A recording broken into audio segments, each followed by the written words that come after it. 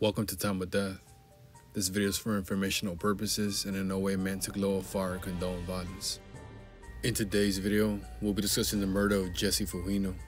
Fujino was shot and killed on Saturday, June 18, 2005, in the 1000 block of West 95th Street in the Westmont neighborhood of South LA, according to LA County coroner records.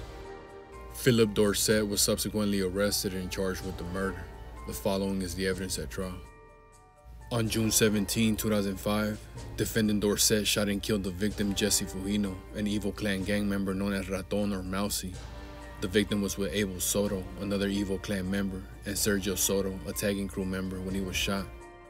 The following individuals were with defendant, aka Chino, at the time of the shooting: Manuel Corrales, Victor Torres, Agustin Cortez, Mayra Hernandez, Jasmine, and Karina. With the exception of Karina, all of them, including defendant, were members of the Muertos gang. Jasmine testified that in June 2005, she was 15 years old. On the evening of June 17, 2005, Jasmine and Karina visited Jasmine's friend Mayra on 95th Street in Los Angeles. Jasmine and Karina joined Mayra outside her apartment building, where she was drinking with defendant, Cortez, Corrales, and Torres. At some point, the group moved to defendant's blue van and continued to hang out inside the van. While seated inside the van, Jasmine saw a man come from the direction of Mayra's apartment building and walk behind the van where he urinated. The man approached the open sliding door of the van and asked, "Where are you guys from?" Someone in the van, possibly defendant, replied, "Muertos." The man said he was from EK. As the man questioned the Muertos group, two men who appeared to be his friends walked away. The man also walked away. At some point, defendant exited the van and walked up to the man who had asked, "Where you from?" and began to argue with him. Everyone else got out of the van. Defendant and the man were arguing loudly on the sidewalk, standing only inches apart and facing each other. Jasmine could not recall any of the words they exchanged, but observed they were angry. The man's friends were standing about 40 feet from the van. They didn't say anything while defendant and the man argued. At one point, Jasmine saw defendant with a gun. She didn't see anything in the other man's hands. Defendant pointed the gun at the man's face close to his head. Jasmine began running toward Mayra's apartment. While running, Jasmine heard one gunshot and turned around. She saw defendant with the gun and the man down on the ground.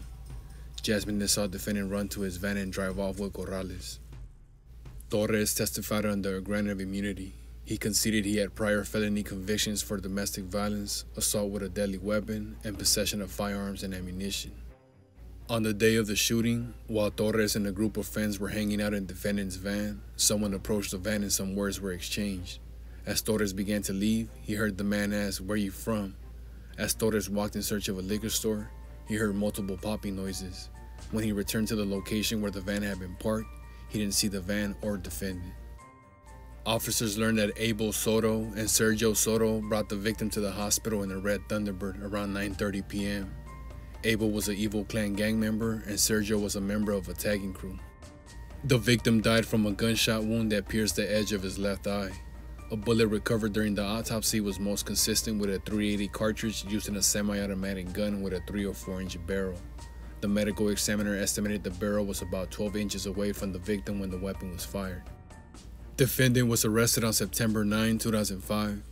On September 13, 2005, police searched his home in Rancho Palos Verdes.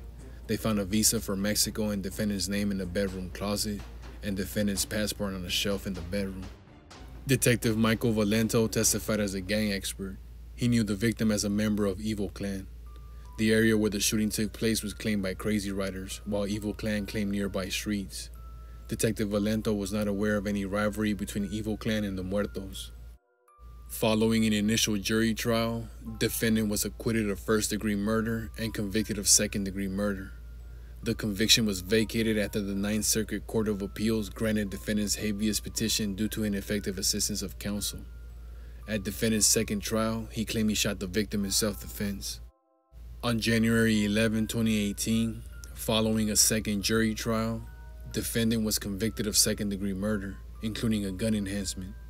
The court sentenced him to state prison for a term of 40 years to life, consisting of 15 years to life for the second-degree murder, plus 25 years to life for the gun enhancement. Jesse Fujino was 18 years old at the time of death.